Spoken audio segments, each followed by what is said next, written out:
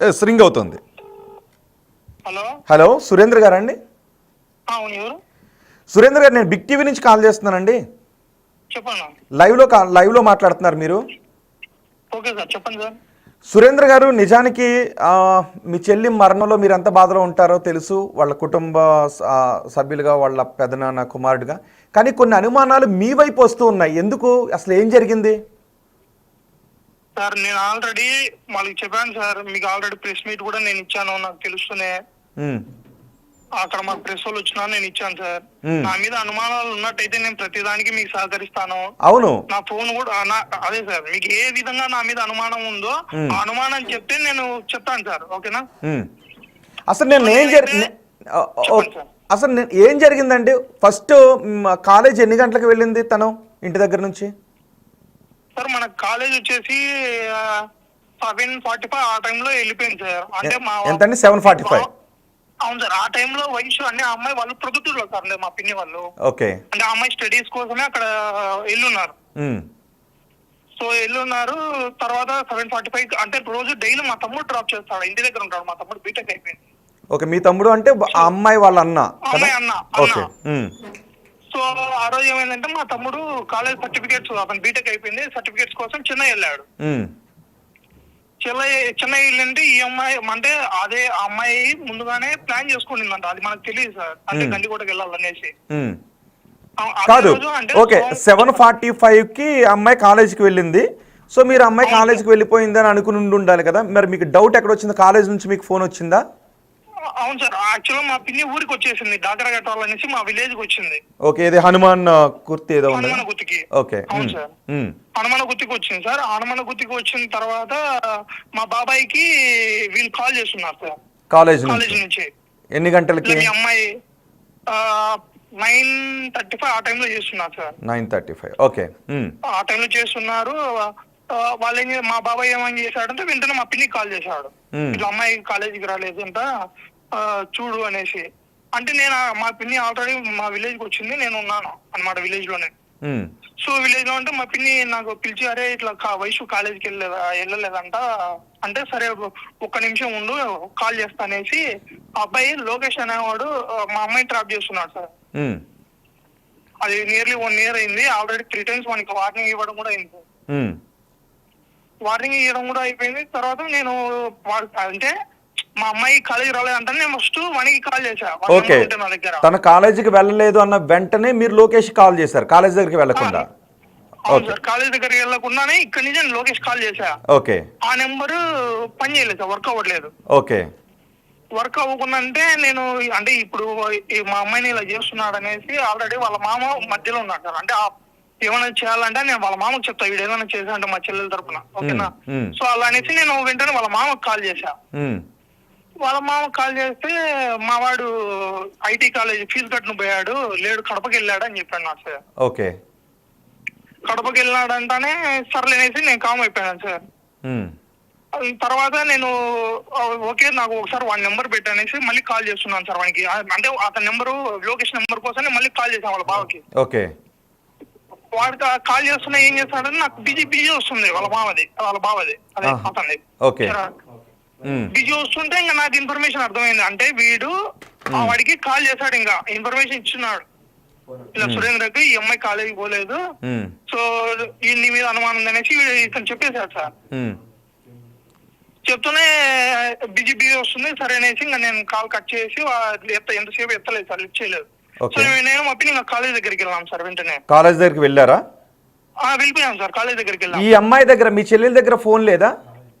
Phone లేదు sir, intermediate కదా. Okay. Okay. So college దగ్గరికి వెళ్ళేసి వాళ్ళ సార్ ఉన్నారు సార్. వాళ్ళ సార్ వాళ్ళు ఉంటే అక్కడ నేను వెళ్ళేసరికి వాళ్ళ first year second Telugu students అందరినీ బయట పెట్టి వాళ్ళకి బుక్స్ డిస్ట్రిబ్యూట్ చేస్తున్నాడు. నేను మా పిన్ని వెళ్ళేసి నిలబడ్డాము. నిలబడితే వాళ్ళు ఏం రెస్పాండ్ ఇవ్వలేదు సార్. బుక్స్ డిస్ట్రిబ్యూట్ చేస్తుందంటే నేను కోపం వచ్చి, ఏంటి మేము ఎందుకు వచ్చాము, మీరు ఏం చేస్తున్నారంటే, సార్ ఒక్క నిమిషం సార్ అనేది పిల్లలందరినీ పంపించేసి చెప్పండి సార్ అంటే, ఇలా మీరు వయసు మిస్ అయిన కాలేజీ రావాలని చేస్తున్నారు, పాటు ఉదయం వచ్చింది సార్ అంటే, లేదు మేడం రాలేదు, మేము పిల్లల్ని కనుక్కుంటే గండికోటకి వెళ్తా అని చెప్పిందంట అన్నాను.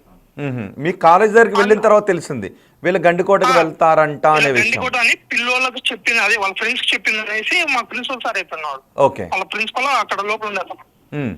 చెప్పిన తర్వాత నేను మా అన్నకి కాల్ చేశాను సార్. వెంటనే మా అన్న అక్కడే వర్క్ చేస్తుంటాడు ప్రొద్దుటూరులోనే. ఓకే. సో మా అన్నని పిలిచాను. మా అన్న కాలేజ్ దగ్గరకు వచ్చాడు. కాలేజ్ దగ్గరకు వస్తూనే వీళ్ళు ఏదైతే గండికోట అని చెప్తున్నారో అందుకనేసి నేను మా అన్నను మా పిన్ని అక్కడ పెట్టేసి నేను బయలుదేరాను సార్. ఓకే, మీరు గండికోటకు బయలుదేరారు? గండికోటకు బయలుదేరాను సార్. సో గండికోటకు బయలుదేరిన తర్వాత నేను ఎంట్రన్స్ లో అక్కడ టోల్ కట్టాలి సార్ అన్నమాట. అంటే గండికోటకి ఎంట్రన్స్ నియర్లీ ఒక 2 కిలోమీటర్స్ ఉంటుంది అనుకుంటా నియర్లీ. ఓకే. సో 2 కిలోమీటర్స్ ముందే టోల్ గేట్ వస్తుంది, అక్కడ మనం టోల్ కట్టాలి అనమాట. ఓకే. సో టోల్ కట్టేటప్పుడు నేను అడిగాను అతను, అన్న అంటే అతను టోల్ డబ్బులు అడిగితే నేను లేదన్నా ఇలా మా అమ్మాయి మిస్ అయింది, సో లోపలికి వెళ్ళాలి అనేసి చెప్పాను. అంటానే సరే ఓకే అన్నాడు. నేను అడిగాను, అన్న సీసీ పని చేస్తుందా అన్న అంటే పని చేస్తుందన్నా. అంటే రికార్డ్ యాడ్ ఉంటుందంటే ఈ రికార్డ్ ఇక్కడ ఉండదన్నా, డైరెక్ట్ కలెక్టర్ దగ్గర ఉంటుంది, కలెక్టరేట్ లో ఉంటుంది అన్నాడు. ఓకే. అనేసి నేను లోపలికి వెళ్ళాను సార్. నేను గండికోట లోపలికి వెళ్ళాను. ఎవరు, మీరు ఒక్కరే వెళ్ళారా మీతో ఇంకెవరైనా వచ్చారా? ఎవ్వరు రాలేదు సార్, ఒక్కనే వెళ్ళాను సార్. నేను ఒక్కడే వెళ్ళాను. లోపలికి వెళ్ళాను సార్. నా బైక్ బుల్లెట్ సార్ నాది. ఒక్కనే వెళ్ళాను. లోపలికి వెళ్ళాను. అక్కడ కనబడిన వాళ్ళు లోపలికి వెళ్ళిన తర్వాత నా బైక్ పార్క్ చేశాను. బైక్ పార్క్ చేసి అక్కడ మన బైక్ పార్క్ చేసే దగ్గర బఠానీలు అమ్ముతుంది ఒక అవ్వ. ఆమెను కూడా అడిగాను సార్, ఇలా ఈ అమ్మాయి ఏమైనా కనిపిస్తుందా అంటే లేదు అన్నారు. సో నేను డైరెక్ట్ స్ట్రైట్ పోతే అక్కడ ఎంటర్ అయిన తర్వాత లోపల వ్యూ పాయింట్ ఉంది sir water the. Okay. So ఆ వ్యూ పాయింట్ దగ్గర జనాలు ఉన్నారు, వాళ్ళ దగ్గర వాళ్ళని అడిగాను సార్, ఈ అమ్మాయి ఏమైనా చూసారా. అప్పుడు టైం ఎంత అవుతుంది? నేను లోపలికి ఎంటర్ అయినప్పుడు 1 ఉంటుంది సార్. నేను అక్కడ లోపలికి వెళ్ళేసరికి 1 ఉంటుంది మధ్యాహ్నం. ఓకే. అంటే అవును సార్. లోపలికి కనిపించిన వాళ్ళందరినీ అడిగాను సార్, మీకు ఈ అమ్మాయి తెలుసా, ఈ అమ్మాయి తెలుసా, చూసారా ఎక్కడన్నా అంటే లేదన్నా చూడలేదన్నారు సార్. తర్వాత ఇప్పుడు ఈ అమ్మాయిది అక్కడ టెంపుల్ ఉంది సార్, అది విఘ్నేశ్వర టెంపుల్ ఏదో తెలియదు, రంగనాథ స్వామి టెంపుల్. ఆ టెంపుల్ లోపల నుంచి బయటకు వస్తున్నారు 2 కప్పులు. వచ్చేటప్పుడు నేను వాళ్ళని అడిగాను, అన్న ఈ అమ్మాయి ఏమన్నా చూసారా అన్న ఇక్కడ అంటే లేదు బాబు చూడలేదన్నారు. సో నేను అక్కడి నుంచి చూసి ఇంకా ఎవరు కనపడలేదు సార్, నాకు బయట నుంచే చూస్తాను ఇక ఎవరు కనపడలా అనేసి నేను వెళ్ళిపోయాను సార్. ఇంకా నెక్స్ట్ వాళ్ళని అడిగాను, ఇంకా నేను ఏం లేదు అక్కడ కనుక్కొనేసి ఇంకా లోపలికి ఇంకా బయటికి వచ్చేసా. మీరు అక్కడ నుంచి వెళ్ళిపోయారు? ఇంకా వెళ్ళిపోయా, బైక్ తీసుకున్నా ఇంకా నేను వెంటనే వచ్చేసాను. ఓకే. వెంటనే వచ్చేసి అక్కడ దారిలో మళ్ళీ మనం రిటర్న్ వచ్చే దారిలో ఒక షాప్ ఉంది. ఆ షాప్ దగ్గర 4 అమ్మాయిలు 4 అబ్బాయిలు ఉన్నారు సార్. వాళ్ళని అడిగాను, ఈ అమ్మాయి ఏమన్నా చూసారా చెప్పండి అంటే చూడలేదన్నారు. ఆ షాప్ ఓనర్ ను కూడా అడిగాను, ఈ అమ్మాయి ఏమన్నా కనిపించిందా అంటే లేదన్నా చూడలేదు అన్నారు. సరే అనేసి ఇంకా నేను రిటర్న్ వచ్చేసిన సార్. రిటర్న్ వచ్చిన తర్వాత ఇంకా ప్రొద్దుటూరుకు వచ్చాను నేను నేరుగా మా పిన్ని వాళ్ళ ఇంటికి. ఓకే. సో నేనేం చేశాను అంటే మా పిన్నిని పికప్ చేసుకుని మళ్ళీ కాలేజ్ దగ్గరికి వెళ్ళాను. అక్కడ మా ఊరు అమ్మాయి అంటే ఆ అమ్మాయిని అడిగాను సార్, నీకు ఏమన్నా చెప్పు, నువ్వు ఏమన్నా ఇప్పుడు ఏం చెప్పకుంటే నువ్వు పోలీసు వాళ్ళు పిలుస్తారా అన్నా, లేదంటే నువ్వు స్టేషన్కి పోతావు చెప్పు నిజం చెప్పు అంటే ఆ అమ్మాయి లేదు అన్న నాకు ఫోన్ చేసి ఇలా గండికోటకు పోతాను. అమ్మాయి అంటే ఆ పాప వచ్చేసి మా విలేజ్ నుంచి వెళ్తుంది అనమాట కాలేజ్కి. ఓకే. సో ఆ అమ్మాయికి చెప్పిందంట, మా అమ్మ కూడా డాకరా కట్టుకోను విలేజ్ కి వస్తుంది అంటే గండిపేట ఎవరెవరితో వెళ్తాను అనే విషయం ఏమైనా చెప్పిందా వాళ్ళకి? అదే సార్ గండికోట పోతా అని చెప్పింది, ఎవరితో పోతా అనే విషయం చెప్పలేదంట. ఓకే. సో తర్వాత వీళ్ళు ఈ అమ్మాయిని ఇంటర్గేట్ చేస్తే ఆ అమ్మాయి ఏం చెప్పిందంటే లేదన్నా నాకు చెప్పింది, ఈ అమ్మాయి మా ఊరు నుంచి అనమాట, విలేజ్ నుంచి వెళ్తుంది కాలేజ్కి. కాలేజీకి వెళ్తే ఆ అమ్మాయి చెప్పింది ఏంటంటే ఇలా 5:20కి వెళ్ళా నేను ఇంటికి వస్తాను డైరెక్ట్. మా అమ్మ ఒకవేళ ఆ టైంకు విలేజ్ లో ఉంటే కాలేజీకి వచ్చిందా మా అమ్మాయి అంటే వచ్చినా అని చెప్పాను సార్.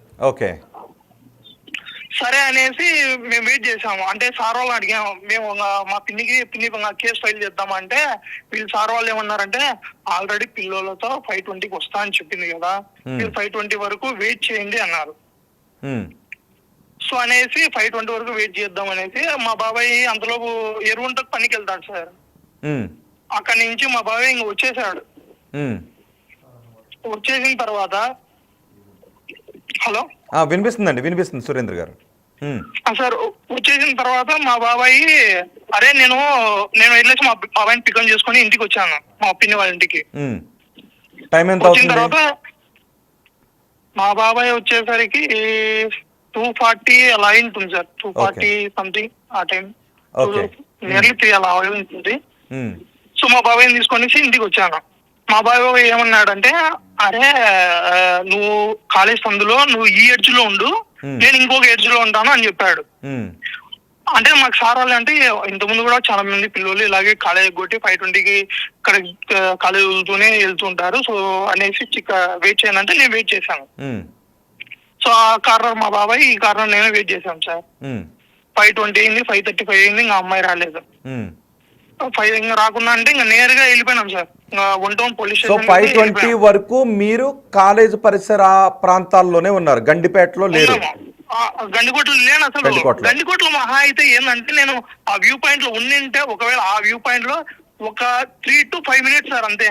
ఓకే. ఆ వ్యూ పాయింట్ మీరు లో ఉండింది. ఓకే, మీరు గండికోట నుంచి మళ్ళీ తిరిగి వచ్చిన తర్వాత మళ్ళీ మీ బాబాయ్కి ఫోన్ చేసే మధ్యలో మీరు ఎవరెవరిని కలిశారు, ఎంతమందికి ఫోన్ చేశారు? నేను ఎవరిని కలిసలేదు సార్. నేను వచ్చే దారిలో వాళ్ళ మామకి కాల్ చేస్తూ వచ్చాను సార్. ఉమ్, దారిలోనే వాళ్ళ మామకి కాల్ చేస్తూ వచ్చా. రే అంటే ఆ అబ్బాయి లొకేషన్ నెంబర్ నాకు తెలియదు సార్, వాడిని ఆ నెంబర్ కోసం నేను కాల్ చేస్తున్నా వాడికి.